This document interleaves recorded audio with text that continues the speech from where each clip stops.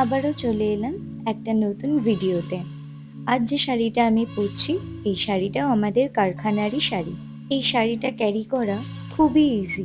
তার থেকেও বড় কথা শাড়িটার রং। এইরকম রং চট করে কোনো শাড়িতে দেখা যায় না। ভীষণই আনকমন একটা রং, তাই মামুনি আরও জোর করলো এই শাড়িটা পরার জন্য। আমাদের এই শাড়িগুলো যায় সাউথের দিকেই, মানে সাউথ ইন্ডিয়ার দিকেই। শাড়িটা পরার পর আরও বেশি সুন্দর লাগছিল। আমার সত্যি রংটা ভীষণ পছন্দ হয়েছে। যাই হোক, আজ আমরা যাচ্ছি দিদাবাড়ি, মানে মামুনির মায়ের বাড়ি।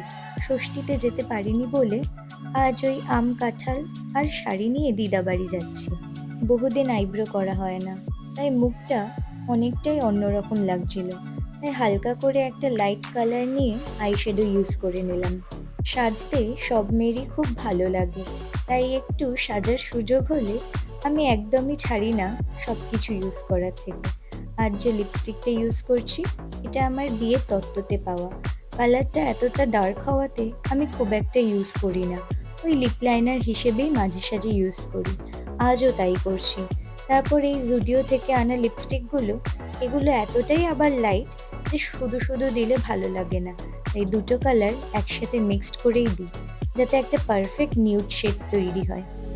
এই তো, টিপটা পরাতেই পুরো লুকটা অন্যরকম হয়ে যায়, তাই না?